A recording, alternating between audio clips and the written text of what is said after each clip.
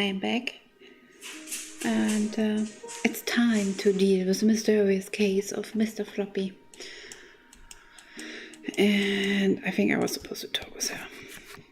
The girl sobs, wailing about the missing Mr. Floppy. Melanie places her hand atop the girl's head and promises that your party will find her companion. The girl then hands something to Melanie. It looks like the muddy handkerchief she used to wipe Mr. Floppy. She asks Melanie to wipe Mr. Floppy with it after you find him.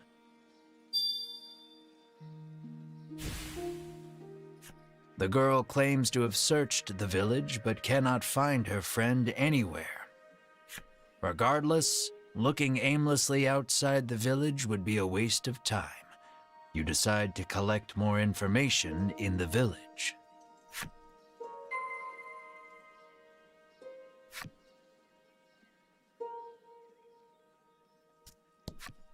Melanie's friend Lappy is here. Lappy cuddles up to Melanie. Despite her hatred of monsters, Melanie doesn't seem to mind.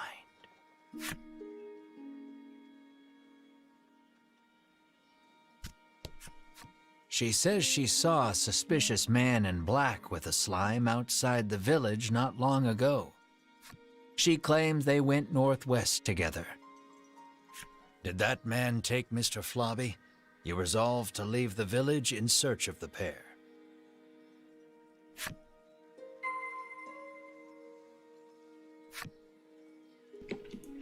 Alright, let's go northwest. Yes. Let's rescue the slime. Northwest. So, somewhere up here.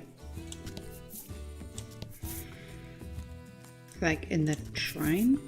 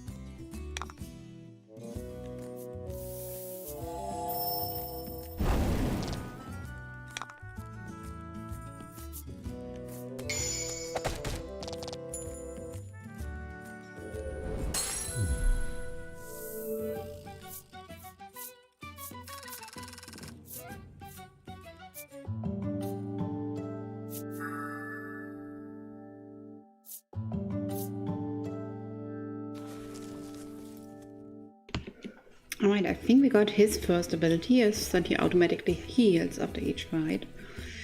Am I supposed to go into the nameless shrine? Maybe? Let's go.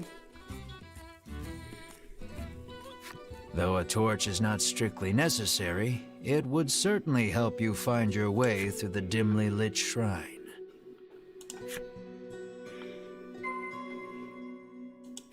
Aha. Did I use my torch? Your footing is obscured in the dimness of the shrine. You should probably proceed with caution.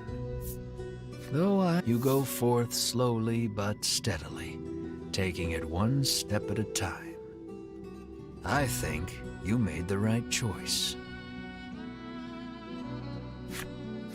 You take a good look at the floor and see it lined in trails of viscous liquid. No doubt a slime or 200 have passed through here.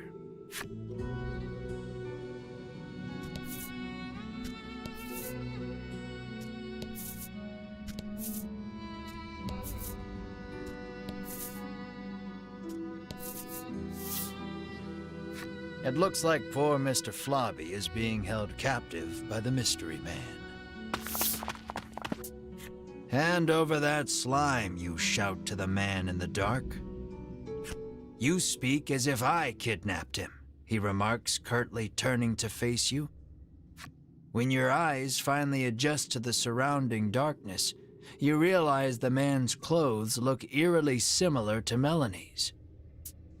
Melanie's mouth falls open in surprise. It seems the man has noticed Melanie as well. It looks like the two know each other.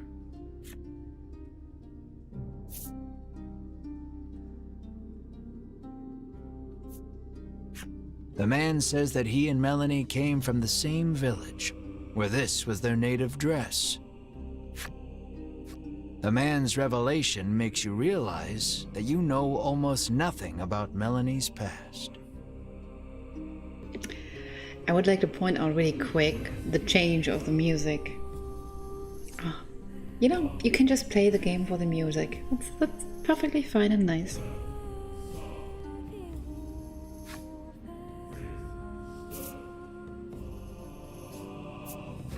You ask Melanie about her hometown, but she holds her tongue. Then the man speaks. With forbidden magic, our clan has ensured the dragon, he begins, when Melanie cuts in. She rattles on about the man, telling you that he is Vince, a lunatic obsessed with the dragon. Vince resentfully claims that he is searching for the noble dragon to protect it. You ran away from home with your tail between your legs, he ridicules. Enraged, Melanie lunges at Vince. You have so many questions, but realize that the most pressing matter is getting Mr. Flobby back. So you ready for battle? Careful, he won't go down easy.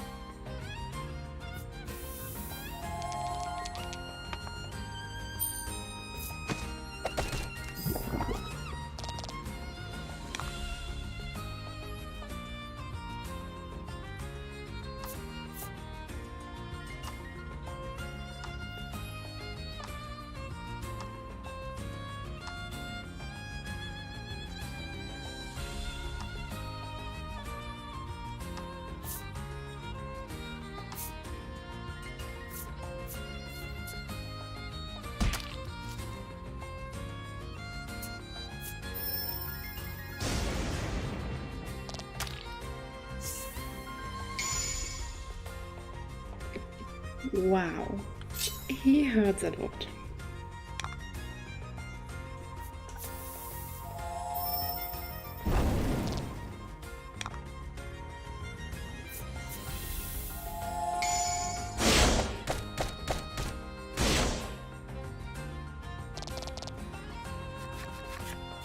During the fight, Vince asks, "Do you know the truth about that village?"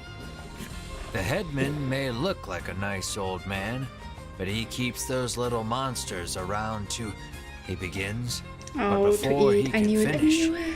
Oh. Winifred, Hedwyn, and Berwyn of the Ivory Order appear. The three brush you aside, fixing their attention on Vince. "So you are the one who disturbs the peace," they exclaim, then charge at him. The Ivory Order and that false justice they serve are the true evil here, he retaliates, fighting back.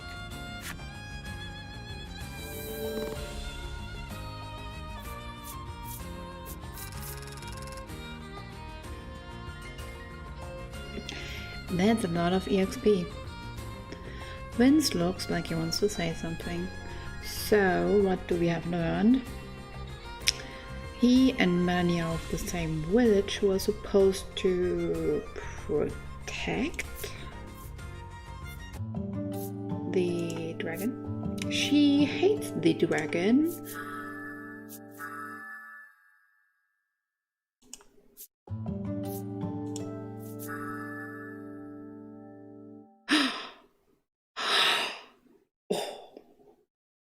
Oh. She's my favorite. Totally. She's totally my favorite. She's the best. Best girl.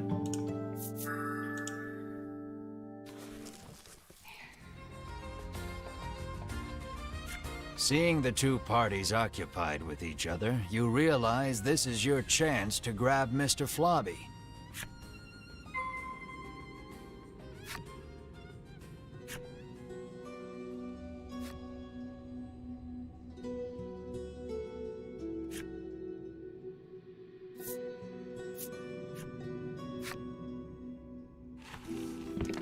Alright, just to follow my sort of train here.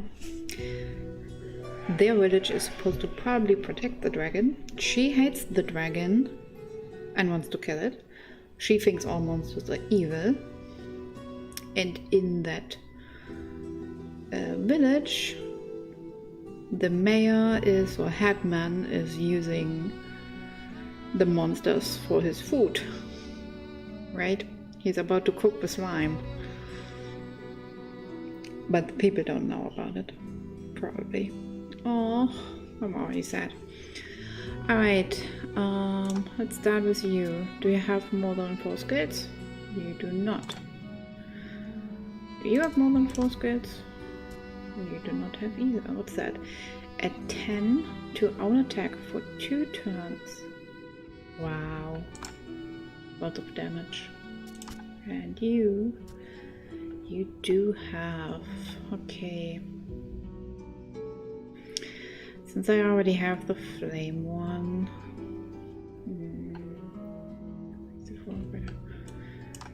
I put you in here. Yeah. That's good. I think I like that. And... you got an ability. No, you got a second ability. Wow. Gain immunity to poison and deadly poison. Great. She still doesn't have an ability. Alright. Do I just leave or do I talk? Perhaps wary of humans, Mr. Flobby dashes out when you draw near.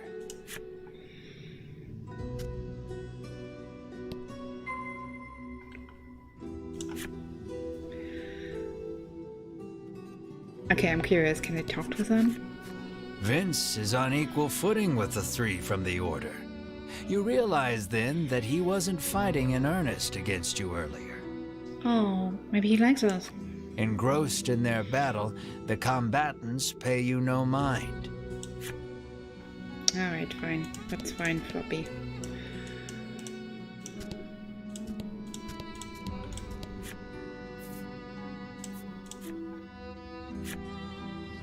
Right, and the Light Order also is problematic. Got you. When you reach out to grab Mr. Flobby, he suddenly Oh, attacks. look how angry he suddenly looks. Lower Mr. Flobby's stamina to calm him down. But don't kill him. I will try.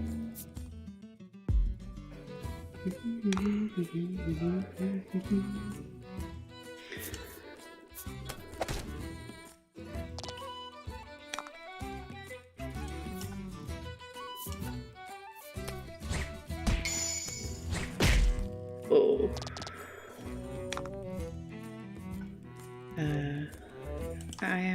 think I'm about to kill him. Sorry, Mr. Floppy.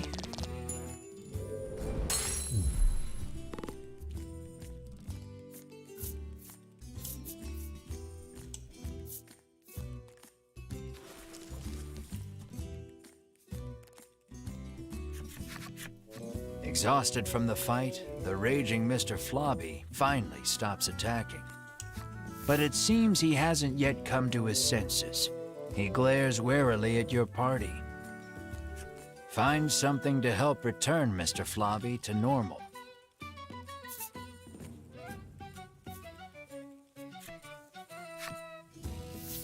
You wipe Mr. Flobby's mouth with the handkerchief you received from the girl. Then you hear a quiet voice speak. "That's not my mouth," Mr. Flobby murmurs bashfully. It looks like the girl's familiar scent on the handkerchief returned into normal. Having regained his senses, Mr. Flobby heads back to the village.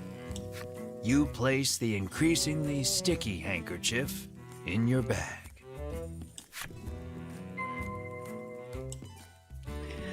Alright, we saved Mr. Floppy. Let's hope he is not ending up as a breakfast. I will be sad if the headman is cooking the floppy slime. Lappy approaches and tells you that Mr. Flobby has returned.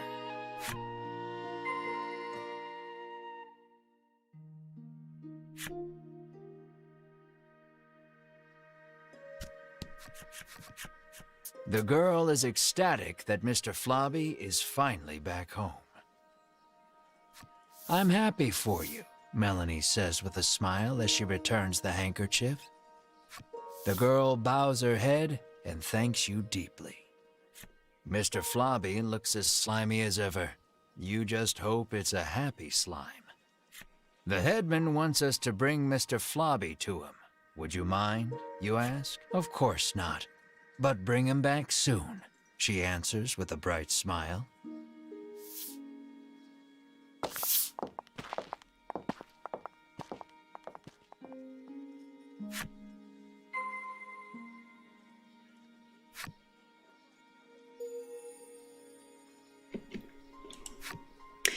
I don't think I want to bring the slime over there. Oh.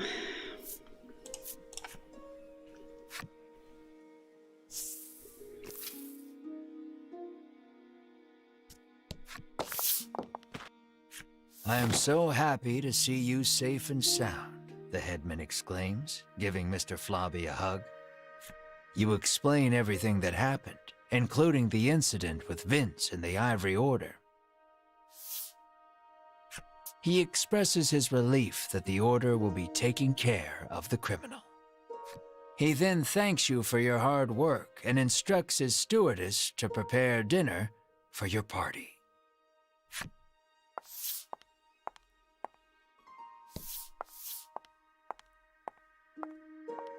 You can feel your collective mouths watering at the sight of the lavish meal before you.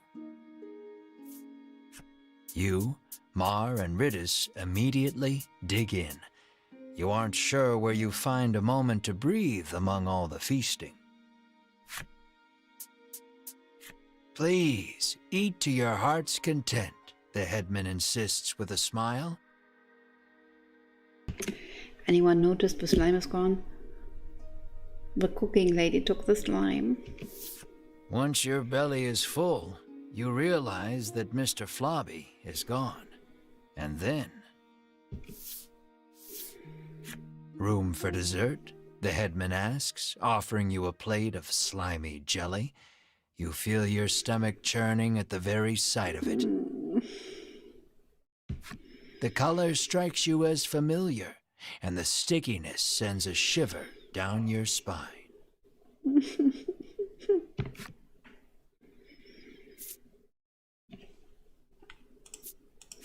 Is this Mr. Flobby?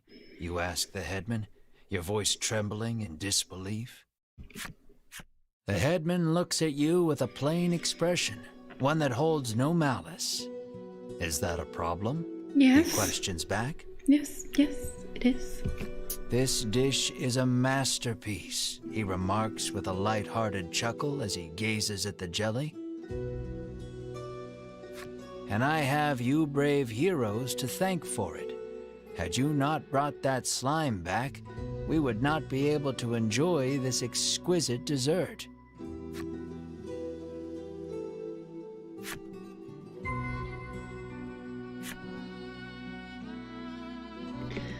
Vince was right. He saved the slime. And we killed it. Oh god, I cannot even look into the eye of the girl. Oh.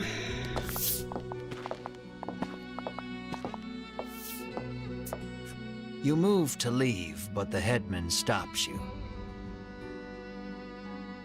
I try to get my meat while it's still young and tender, but at least your pet is very plump, he remarks, licking his lips.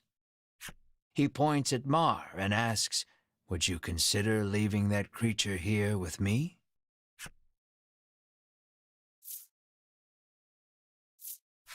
Never, you refuse flatly, not bothering to hide your discomfort. Think about it, he entreats. And then you grab the headman by his lapels, hands trembling in fury.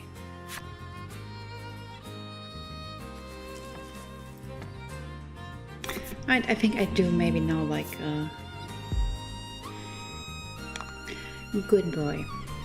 Go, hit him. Good job. Now I maybe do like our hero. Just a tiny bit more. Oh, we got 500 gold for that.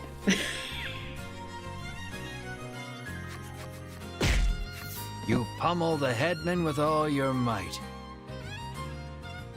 Curled up on the ground, the headman groans in pain, but insists that monsters were meant to be eaten. You hug Mar tightly, reassuring him that you will not hand him over to anyone. Mar looks at you with his round eyes and mews softly. You meet eyes with the rest of your party and reach a tacit agreement. Together, you all stand and leave.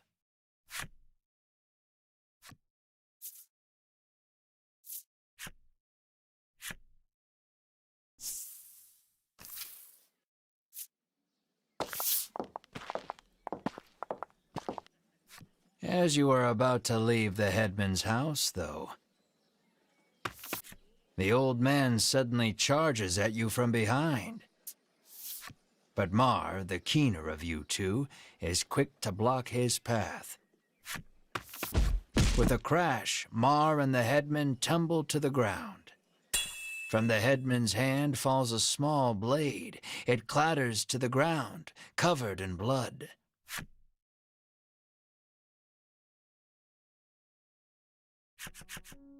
You take the injured Mar to an inn where you can watch over him. You gaze at the unconscious Mar with concern. Despite the shallow wound, no amount of medicine seems to rouse Mar from the bed.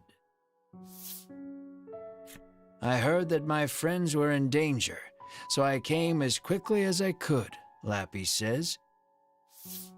As he reaches Mar's bedside, he leans over and licks his wound. This is what-you-call-it extract, he shouts. He explains that it is a poison extracted from a certain monster. If it enters the body, it drastically reduces one's stamina. Hearing those words, you realize the headman's blade must have been coated in this poison. Mar's condition starts to make sense. Isn't there anything we can do? Melanie asks.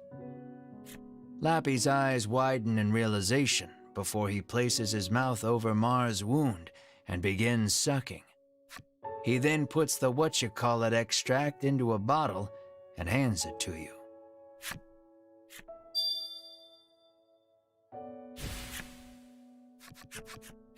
Lappy says that if you follow the road south of the village, you will reach Shoreland. He tells you to give the extract to the famous nutritionist there.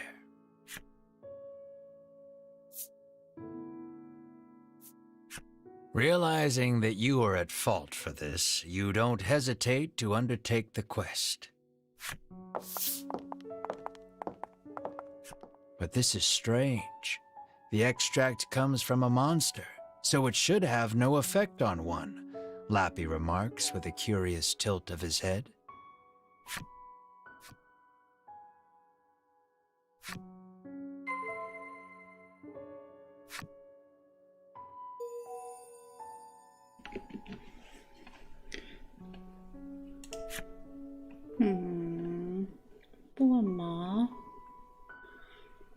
stupid headman. Actually, let's read the story on that one. I knew it. I so knew it. A traveling gourmand in his younger days, the headman has long been fond of monsters, so much so he founded Unionville, where humans and monsters coexist. Looks don't tell the whole story. Even the most inedible looking things can harbor incredible flavors. The headman explains, his table filled with dishes never before seen.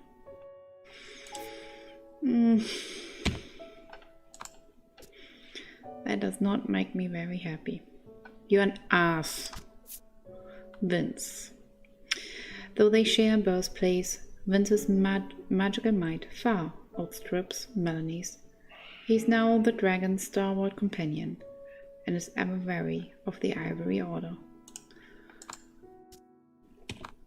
Wanna bet the dragon is actually good. Is there anything else we can see? Oh, there's someone to talk. And there are open doors. Let's check. Oh, okay.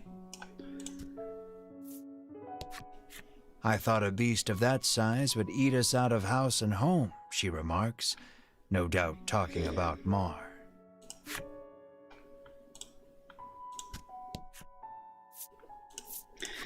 Alright, let's save more jewelry.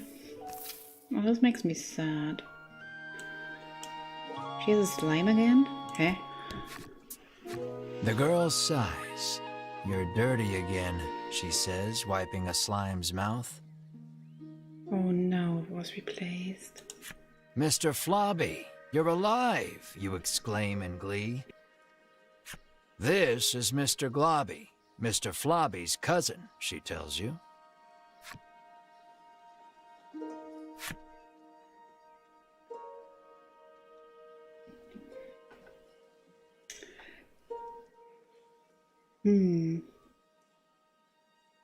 Does she know Flobby was being eaten and cooked? Oh, I don't know. Nothing new here. Nothing new here.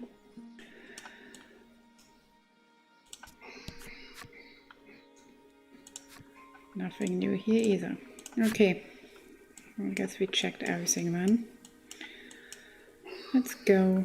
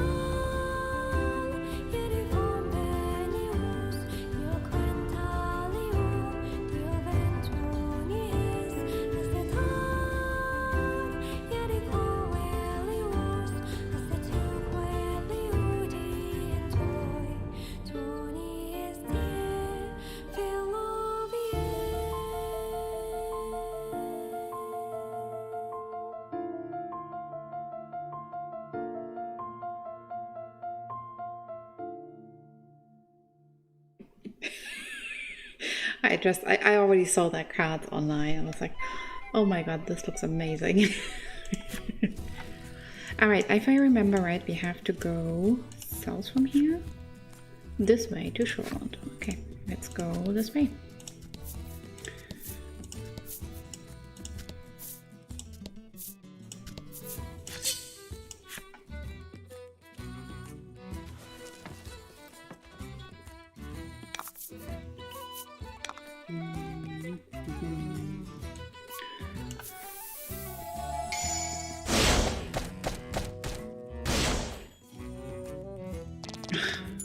You know what? Now I feel bad for killing Mr. Floppy again. I mean, I know it's not Mr. Floppy, but I feel like I'm killing Mr. Floppy.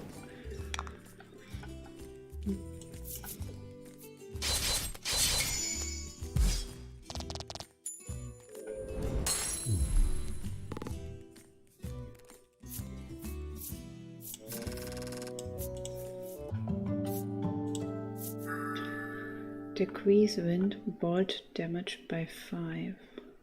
Double proof. I guess that's the ability, huh? Oh, treasure! Ene mene mu und raus bist du. Ene mene mu und raus bist du. Oh, restore 20 HP to target. Nice!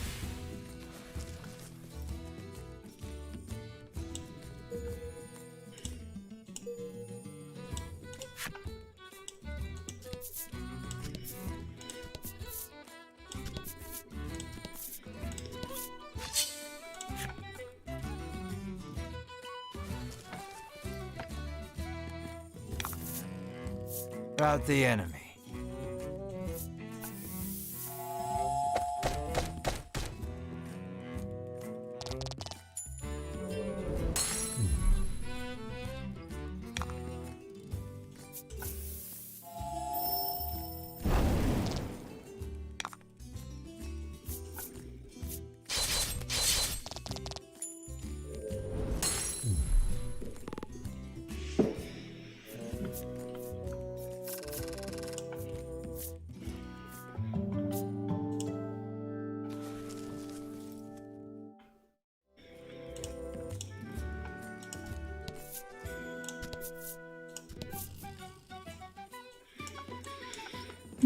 I guess we follow the street. Oh yeah, that is. Look, you two, it's the sea, Riddis exclaims, frolicking in glee. You, on the other hand, trudge along as far as you can from the coast, ignoring the hair sticking to your forehead.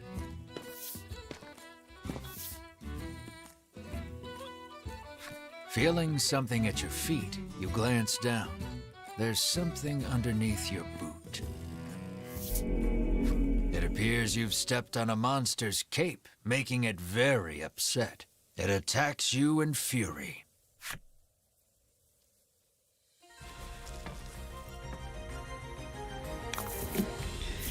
It's a sea monster.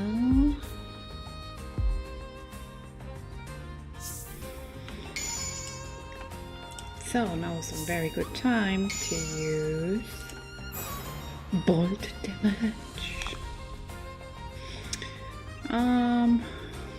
Sure, here I have some poison.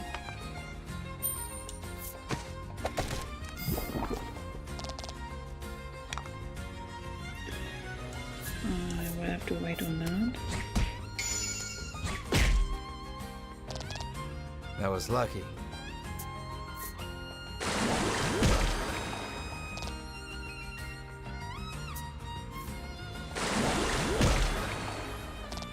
Wow, seriously?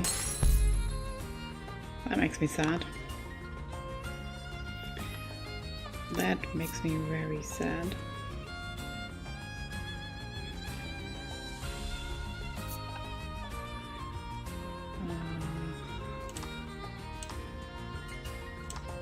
There.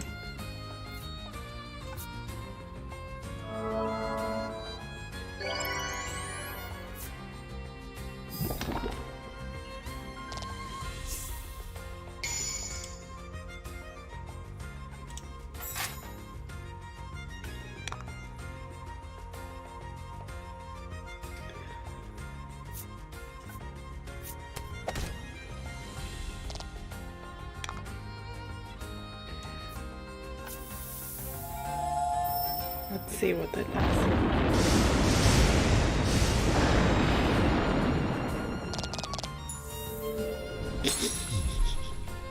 I love it.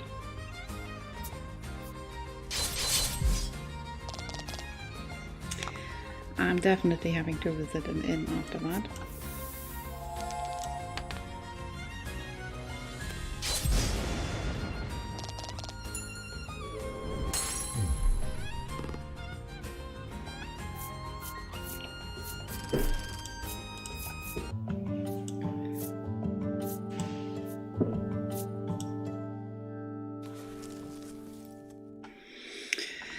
Alright, we are in Shoreland.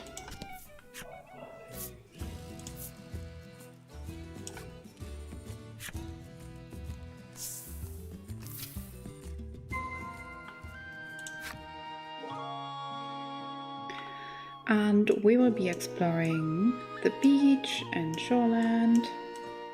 House looks pretty large, but there are only 1, 2, 3 people to talk to. There's the nutritionist, there's the inn. Alright, we will explore the beach and the beach city tomorrow. Thanks for watching.